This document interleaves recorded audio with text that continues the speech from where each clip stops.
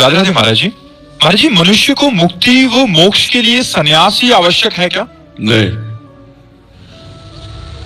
सन्यास का तात्पर्य आप भेद से बोल रहे हैं इसलिए हम नहीं कह रहे हैं, लेकिन सन्यास की आवश्यकता है। सन्यास का तात्पर्य केवल वेद से नहीं है। ये तो सर्वाणी कर्माणि मयि सन्न्यस्य मत्पराः अनन्ये नैव योगेन माम ध्यायन्तु उपासते। भगवान कहें ये माने जो तू सर्वाणी कर्माणि मयि सन्न्यस्य, जो अपने सारे कर्म मेरे को अर्पण कर देता है। न्यास माने होता त्यागना। मैं अपने समस्त कर्म को, समस्त अभिमान को, जो तन का अभिमान, जो धन का अभिमान, पद प्रतिष्ठा का अभिमान, ये सब भगवान के चरणों में अर्पित करता हूं और निरंतर मेरा माम ध्यान तो उपासते, मेरा ध्यान और मेरी उपासना करता है। कैसे? अनन्य योग के द्वारा, अनन्य भाव से मेरा आश्रय लेकर माम ध्यान तो उपासते।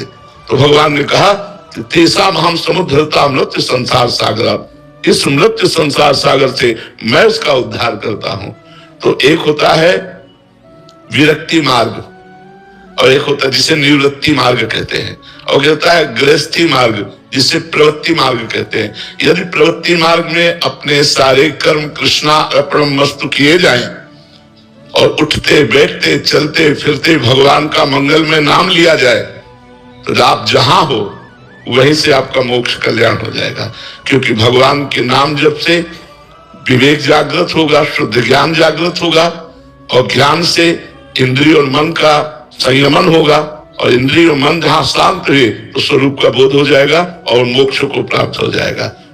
अगर वो मोक्ष नहीं चाहता तो भगवत प्रेम हो जाएगा, और मोक्ष को भी तिरस्कृत कर देने वाला सुख है भगवत प्रेम, जो भगवान के अनुराग में मस्त होकर भगवान की रूप माधुरी में रूप छके घूमत रहे।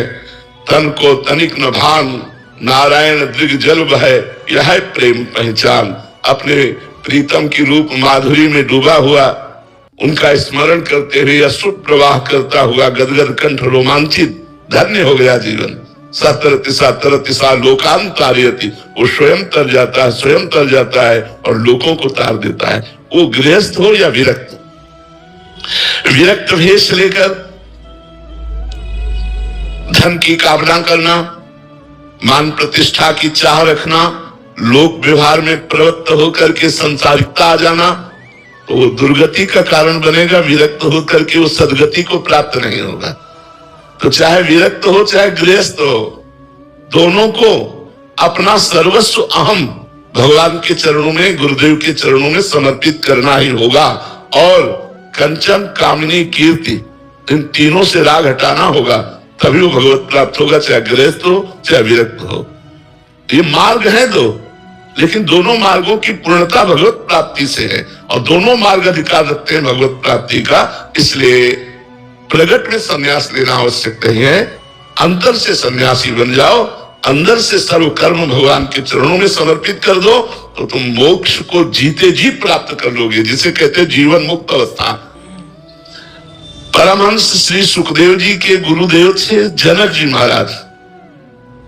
जनक जी के पास क्या नहीं था? राजा थे, पत्नी थी, पुत्र थे, पुत्री थी, पूरा वैभव था।